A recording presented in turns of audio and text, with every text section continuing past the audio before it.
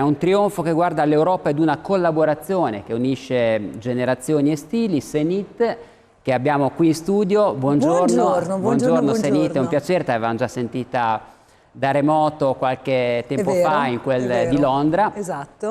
Senit rappresenterà, ormai lo sappiamo tutti, lo sapete tutti, San Marino allo Eurovision, volando verso Vienna dopo la vittoria al San Marino Song Contest insieme ad un'icona globale come Boy George, un progetto che nasce da una visione precisa, portare sul palco non solo una canzone ma una identità artistica forte, libera e internazionale. Oggi a Breakfast entriamo dunque nel cuore di questa avventura tra curiosità, retroscena e scelte artistiche che stanno già facendo parlare il pubblico e la comunità, insomma, attorno allo Eurovision Song Contest. Sappiamo quanto sia attiva e presente. Senit, partiamo da qui. Hai vinto San Marino Song Contest, un'edizione fra l'altro particolarmente bella e fortunata, e volerai allo Eurovision.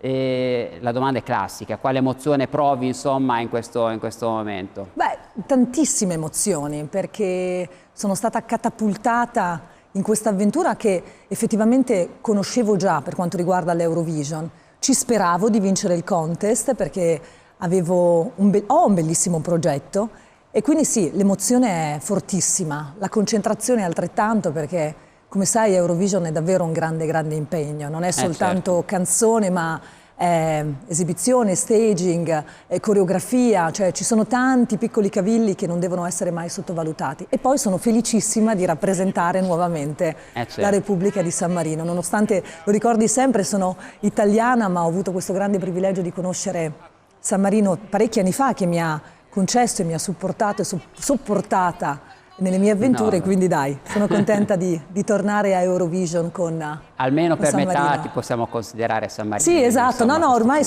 è famiglia San Marino, quindi dai, sono molto carica. Che tipo di performance dobbiamo aspettarci su quel palco così iconico dello Eurovision a Vienna? Ma la canzone è una canzone up tempo con un bellissimo messaggio, nonostante la produzione insomma appaia un po' leggera perché è una canzone ballabile, però insieme a Boy George, che è appena nominato, abbiamo deciso di creare qualcosa di iconico, cioè di fresco, anche se il beat ricorda nostalgicamente gli anni 80. Quindi ci sarà molto glamour, molte luci, molti effetti speciali. Poi non voglio neanche spoilerare troppo perché deve rimanere una sorpresa. Abbiamo già cominciato a fare le prove, abbiamo fortunatamente una direzione artistica inglese, internazionale, che ci sta dando una mano già da diversi mesi e che mastica Eurovision, perché poi devi anche conoscere le dinamiche di quel tipo di mondo.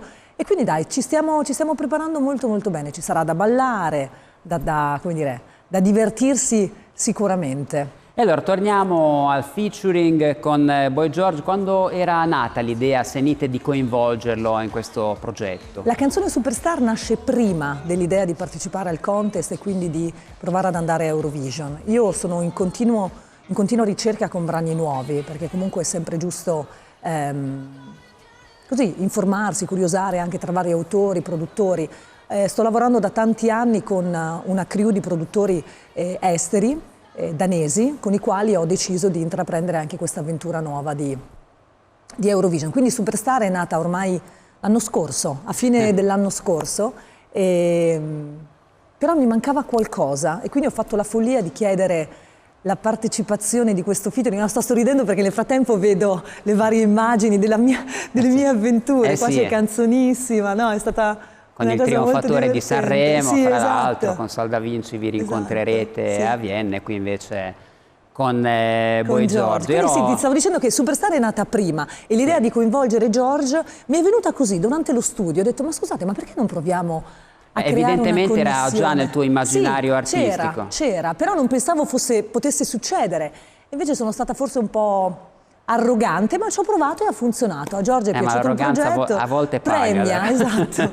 È piaciuto il progetto, è piaciuta la canzone, ha coprodotto con me il brano insieme ad altri artisti, ad altri produttori, e da qua è nata questa avventura. Ecco, non sperava di vincere il contest perché pensava addirittura non fosse da regolamento partecipare. Pensava di cavarsela così con poco, no. E invece andremo invece sono richiesti degli straordinari. Esatto. Allora, raccontaci anche del primo contatto con questa figura mitica del pop pop internazionale, c'è stata subito intesa. Sì, c'è stata una bellissima alchimia, una bellissima chimica. Ci siamo prima sentiti spesso via Zoom perché comunque lui era già in tour, poi mi ha invitato a Las Vegas dove appunto faceva una delle sue 1000 date, sono andata a Las Vegas, ci siamo incontrati, abbiamo parlato del progetto e mi è sembrato già dall'inizio molto collaborativo e molto propenso a questa avventura. E poi dopo ci siamo rivisti in Europa quando ha finito il tour e abbiamo cominciato quella che viene chiamata la pre-promozione di Eurovision. Abbiamo partecipato insieme al pre-party di Londra, che è stato l'ultimo estero,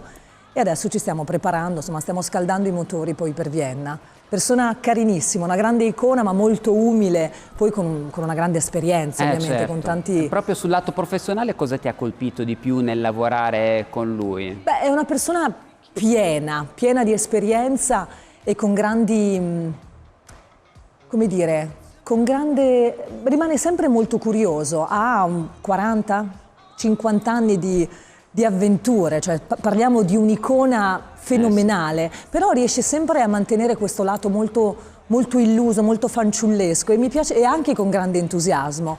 Ha preso benissimo questa avventura di Eurovision e è molto carico, è già proiettato sulla vittoria, che io veramente incrocio le dita, ma vediamo, lui non sa molte cose, quindi bisogna, come dire, piano piano sondare quindi non è il molto terreno. informato sulle dinamiche eurovisive? Poco. Poi chissà, magari riusciamo a portare il Titano alla vittoria. No, però quello ecco, è chiaramente l'auspicio di tutti, però hai fatto diciamo bene che si sta impegnando tanto a sottolineare questo animo fanciullesco, sì, che molto. penso che sia una delle caratteristiche comunque dell'essere artisti. Assolutamente, immagino. cioè mantenere questa disillusione. Allora, Sì. sarà più un dialogo sul palco di Vienna con lui oppure è una fusione? È una fusione che porta un bellissimo messaggio che è perfetto per il palco di Eurovision, per l'Europa, soprattutto in questo momento storico, ed è sempre quello di grande libertà, di grande autodeterminazione, di grande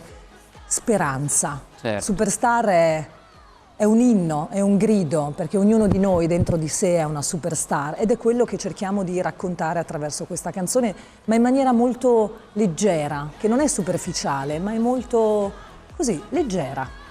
Hai una voce meravigliosa anche nel parlare, non solo nel canto. Grazie. Vabbè, questo volevo dirtelo perché mi ha colpito comunque. Grazie. Allora, tornando appunto allo Eurovision, hai fatto cenno al significato di questa manifestazione, chiaramente in questa fase storica così complessa, così inquieta, è uno dei punti principali, il filo rosso probabilmente di questa manifestazione è l'incontro fra culture, chiaramente. Quanto è importante per te personalmente, insomma, questo aspetto? È molto importante, forse Eurovision è l'unico evento musicale che riesce a mantenere questo tipo di clima, nonostante insomma, si siano creati negli ultimi anni dei disaccordi. Per me, fortunatamente anche per George, poi è brutto parlare per una persona che non è presente, ma ci siamo confrontati tanto, la musica ne fa da padrone, cioè oltrepassa lingue, religioni, sì, certo, culture, steccati sì, ideologici, assolutamente. frontiere. È molto complicato, però rimane molto fermo come valore, quindi è quello che cercheremo appunto di Quindi è questa mantenere. La sfida più grande che ti senti di affrontare, cioè di farti veicolo appunto di un dialogo. Assolutamente, anche perché in me e in Giorgio ci sono già diverse culture. Io sono italiana ma di origine eritrea, ma rappresento il Titano. Lui è inglese di origini irlandesi, ma rappresenta San Marino. Quindi c'è già un bellissimo mix e questa cosa non si deve assolutamente notare se non attraverso la musica, attraverso le canzoni. E tra l'altro cantiamo in inglese, quindi è bello. Per me è un grande segno di speranza.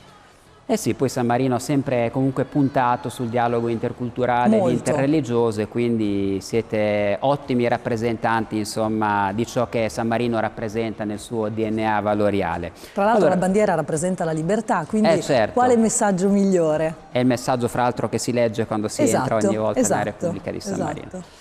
Allora, ne avevo parlato anche al touchscreen, sul nostro sito ne abbiamo dato notizia, questa sera parte Pop Road to Eurovision su San Marino RTV, cosa vedremo, se dite perché perché il pubblico non può perdersi, insomma? Perché dietro a Eurovision c'è veramente tanta storia, è un peccato che non venga, come dire, raccontato, a parte che non è possibile anche per questioni di tempo, però mi sono incuriosita tantissimo da quando ho scoperto Eurovision e ho deciso con questa produzione austriaca, e grazie anche all'aiuto di Rai Play e della TV di San Marino, di raccontare un punto di vista diverso. Quindi ho preso con la mia truppa e siamo andati in giro per l'Europa, non solo a conoscere artisti che hanno partecipato a Eurovision, ma anche persone che dietro a Eurovision hanno vissuto delle esperienze non troppo distanti dalle mie, quindi con emozioni, con fragilità, attraverso le proprie culture, attraverso le proprie radici.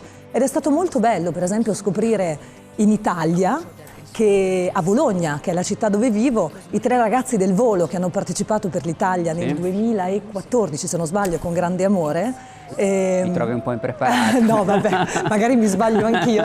Hanno vissuto Eurovision in un determinato modo. O dietro a questi 3 ragazzi c'è una storia, come dire, molto semplice. Sono 3 ragazzi che si sono incontrati per caso, vedi, li vediamo adesso, e sono diventati star internazionali, ma dietro queste star ci sono comunque delle persone. Certo. Ecco, il mio viaggio è stato questo, raccontare un Eurovision da un punto di vista un po' diverso, ed è stato anche molto divertente perché anche molto commovente. Sono stata a San Marino una settimana, ho incontrato ovviamente la grande star Valentina Monetta che ha rappresentato il Titano per quasi 4 volte, Sì.